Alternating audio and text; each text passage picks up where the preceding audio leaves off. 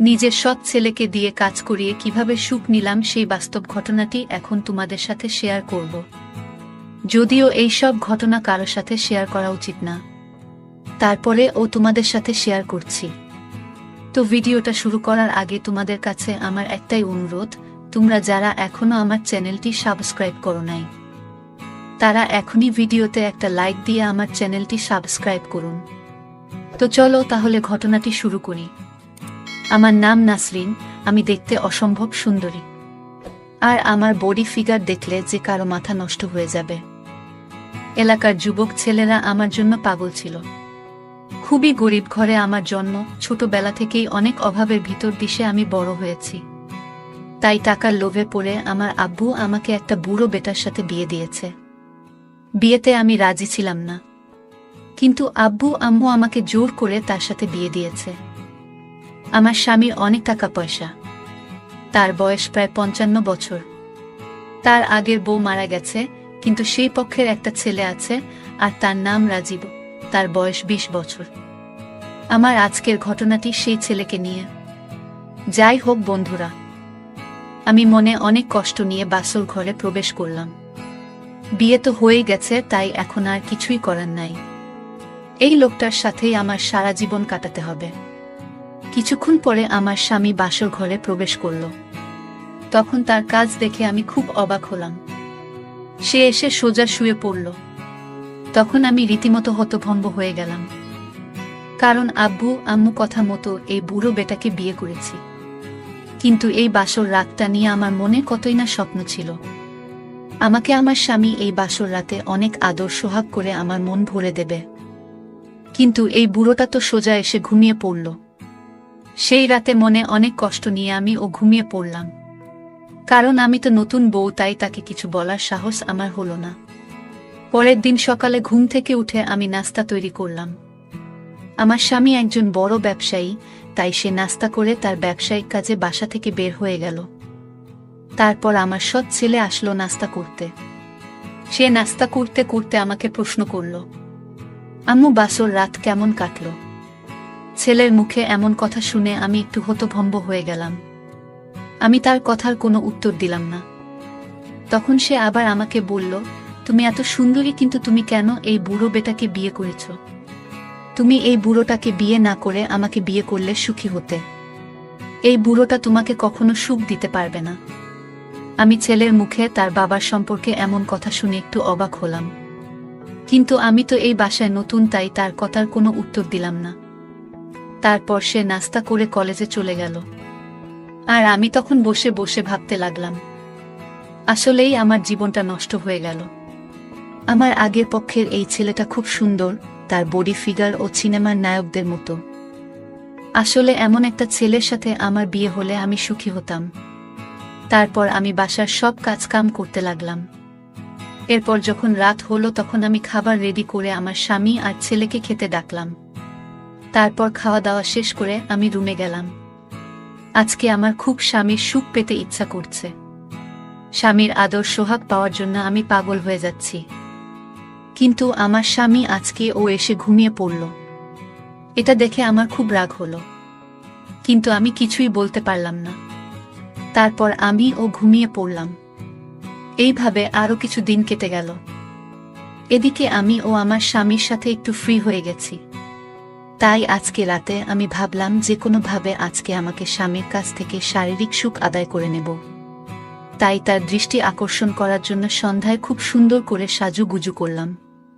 তখনও আমার স্বামী বাসায় আসেনি, কিন্তু আমাকে এতটা সাজুগুজু করতে দেখে আমার ছেলে বলল, এত সাজুগুজু করে কোনো লাভ নাই আম্মু, কারণ আমার আব্বুর মশিন কাজ করে না। এই কথা শুনে আমার মাথা যেন আকাশ ভেঙে পড়ল। তারপর ছেলে আবার আমাকে বলল, কিন্তু তোমাকে অসম্ভব সুন্দরী লাগছে। এমন একটা বউ আমার থাকলে তাকে আমি আদর সোহাগে ভরে দিতাম। তাই বলে ছেলে আমার কাছে আসতে লাগলো, কিন্তু তখনই আমার স্বামী বাসায় চলে এলো। তারপর আমি আমার স্বামীকে বললাম, আপনি হাত মুখ ধুয়ে ফ্রেশ হয়ে আসেন, আমি আপনাকে খাবার বেড়ে দিচ্ছি। তারপর সে হাত মুখ ধুয়ে খাবার খেতে আসলো। আমি তাকে খাবার বেড়ে দিলাম। তারপর খাওয়া দাওয়া শেষ করে আমরা দুজনেই রুমে চলে এলাম। তখন সে প্রতিদিনের মতো আজকে ও সোজা ঘুমাতে যাচ্ছিল। ঠিক তখনই আমি তাকে বললাম, আপনাকে আজকে আমার শারীরিক চাহিদা মেটাতে হবে।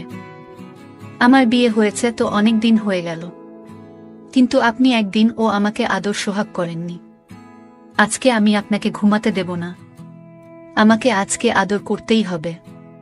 তখন সে আমাকে বলল, আমিও বুঝি তুমি কি বলতে চাও, কিন্তু আমি তো অপারক, আমি তোমাকে কিভাবে আদর করব?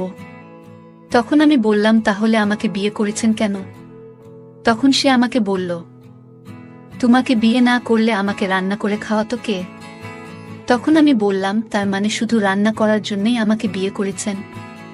তখন সে বলল, রান্না বান্না আর বাড়ির কাজ করার জন্য আমি তোমাকে বিয়ে করেছি। আর তাছাড়া শারীরিক সুখ ছাড়া কি মানুষ বাঁচে না? তোমাকে ভালো ভালো খাবার দিচ্ছি, ভালো কাপড় দিচ্ছি, গয়না দিচ্ছি, আর কি চাও তুমি? তখন আমি খুব কান্না করতে লাগলাম, আমার জীবনটা একেবারে শেষ হয়ে গেল। আমি কি করব কিছুই ভেবে পাচ্ছিলাম না। তারপর আমি তাকে বললাম, আমি কালকে বাবার বাড়ি যাব, আমি সেখানে কয়দিন থাকবো, তারপর আবার বাসায় আসব। তখন সে বুঝতে পারল যে আমি রাগ করে যাচ্ছি, তাই সে আমাকে বলল, ঠিক আছে তুমি যাও, কিন্তু আমার ছেলেকে ওর সঙ্গে করে নিয়ে যাও। তুমি যখন আসবে তখন তাকেও সাথে করে নিয়ে আসবে। তখন আমি বললাম, ঠিক আছে। তারপর পরের দিন সকালে আমার ছেলেকে বললাম, তোমাকে আমার সাথে আমার বাবার বাড়ি যাইতে বলেছে তোমার আব্বু। তখন সে বলল, ঠিক আছে যাব। তখন আমি বললাম, তাহলে কাপড় চোপড় গুছিয়ে নেও।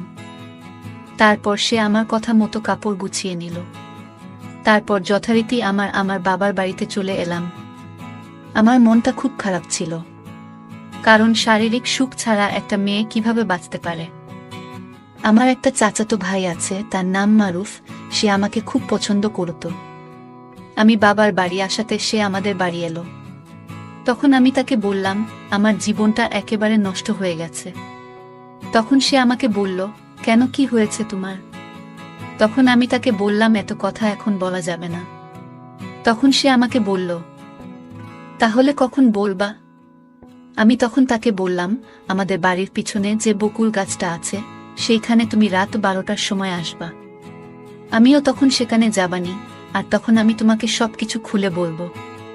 তখন সে বলল, ঠিক আছে। কিন্তু এই সব কথা আমার ছেলে শুনে ফেলল, সেটা আমরা বুঝতেই পারিনি। তারপর যখন রাতে খাওয়া দাওয়া শেষ করে সবাই ঘুমিয়ে পড়ল, তখন আমি আস্তে করে সেই বকুল তলায় চলে গেলাম। সেখানে গিয়ে দেখি মারুফ আগে এসে আমার জন্য অপেক্ষা করছে। আমি সোজা গিয়ে তাকে জড়িয়ে ধরলাম। তাকে জড়িয়ে ধরে কান্না করতে করতে বললাম, আমার জীবনটা শেষ হয়ে গেছে, এখন তুমিই আমার একমাত্র সম্বল। এদিকে আমার পিছে পিছে আমার ছেলেও সেখানে আসলো, কিন্তু আমরা তাকে দেখিনি। সে লুকিয়ে লুকিয়ে আমাদের সব কথা শুনতে লাগলো। এদিকে আমাকে মারুফ বলল, কি হয়েছে তোমার বলো তো? তখন আমি মারুফকে আমার সব ঘটনা খুলে বললাম। আমার স্বামী যে আমাকে কখনো শারীরিক সুখ দিতে পারেনি আর পারবে ও না, সেটা আমি তাকে খুলে বললাম। তখন সে আমাকে বলল, তাহলে সে তোমাকে বিয়ে করেছে কেন? তখন আমি বললাম, শুধু রান্না বান্না আর বাসার কাজ করার জন্য আমাকে বিয়ে করেছে। তখন মারুফ আমাকে বলল, তাহলে এখন তুমি কি করতে চাচ্ছ? আমি তখন তাকে বললাম, তুমি তো আমাকে ভালোবাসো, আর তাছাড়া আমার বিয়ে হয়েছে নামে মাত্র। আমার স্বামী তো আমাকে কখনো স্পর্শ করেই দেখি নাই। আমি এখনো ইনটেক একটা মেয়ে আছি। তাই বলছি, চলো আমরা পালিয়ে যাই, আমরা অনেক দূরে গিয়ে দুইজন মিলে সংসার করি, চলো। তখন সে আমার প্রস্তাবে রাজি হলো। তখনই আমার ছেলে সেখানে চলে এলো আর আমাকে বলল, আমি এখনই আব্বুকে ফোন করে সব বলে দেব, আর তোমার আব্বু আম্মুকে ও এখন এখানে ডাকবো। তখন আমরা আমার ছেলেকে দেখে খুব ভয় পেয়ে গেলাম, আর আমি আমার ছেলেকে বলতে লাগলাম, দয়া করে তুমি এই কথা কাউকে বলো না, বিনিময়ে তুমি যা চাইবে আমি তোমাকে তাই দেব। তখন আমার ছেলে আমাকে বলল, ভেবেচিন্তে বলো, আমি যা চাইব তুমি আমাকে তাই দিবে তো? তখন আমি বললাম, ঠিক আছে, তুমি যা চাইবে আমি তাই দেব। তখন ছেলে বলল, তাহলে তুমি এখনই আমাদের বাসায় চলো, তারপর আমি তোমার কাছে চাইব। তখন আমি নিরুপায় হয়ে তার কথা মেনে নিলাম, আর আমার ছেলের সাথে তখনই বাসায় চলে এলাম। বাসায় আসার পর আমার স্বামী আমার কাছে প্রশ্ন করল, এত রাতে কেন আসলে? তোমরা তো কালকে সকালে আসতে পারতে। তখন আমার ছেলে বলল, আব্বু, আমার সকাল সকালই বাসা থেকে বের হয়েছিলাম, কিন্তু রাস্তায় অকেন জ্যাম থাকার জন্য রাত হয়ে গেছে। তারপর আমরা সেই রাতে ঘুমিয়ে পড়লাম। পরের দিন সকালে নাস্তা করে আমার স্বামী তার কাজে বের হয়ে গেল। তারপর আমি আমার রুমে আসলাম, আর ঠিক তখনই আমার ছেলে ও আমার রুমে এলো। তখন সে আমার দিকে অদ্ভুত দৃষ্টিতে তাকাতে থাকলো। আমি তার চোখের ভাষা বুঝতে পারলাম, কিন্তু কিছুই না বুঝার ভান করে বসে থাকলাম। সে আস্তে আস্তে আমার পাশে এসে বসল। তারপর আমার হাতটা ধরে বলল, আম্মু, মনে আছে তো তুমি কি বলছিলা? আমি যা চাইব তুমি তাই দিবে। তখন আমি ভয়ে ভয়ে বললাম, কি চাস তুই? তখন সে আমাকে বলল, আমি তোমাকে প্রথম দেখাতেই ভালোবেসে ফেলেছি, কিন্তু কি আর করার বলো, আব্বু তোমাকে বিয়ে করে ফেলেছে, তাই তোমাকে তো আর আমি বিয়ে করতে পারবো না। সেই জন্য আপাতত তোমার শরীরটা চাই। চলো আমরা দুজনে অন্য জগতে হারিয়ে যাই। আব্বু, তোমাকে যে সুখ দিতে পারিনি আমি আজকে তোমাকে সেই সুখটা দেব। অনেক সুখ দেব, অনেক আদর করব। তখনই আমি একটা ঝাড়া দিয়ে তার থেকে হাতটা ছাড়িয়ে নিলাম, আর তাকে বলতে শুরু করলাম, তোর বাবা আমাকে কখনো শারীরিক সুখ দিতে পারিনি, আর পারবে ও না, এটা আমি ভালো করে জানি। কিন্তু তোর বাবাকে বিয়ে করার ফলে তুই আমার ছেলে হয়ে গেছিস, তাই তোর সাথে আমি এইসব করতে পারবো না। এটা মহা বড় পাপ। তবে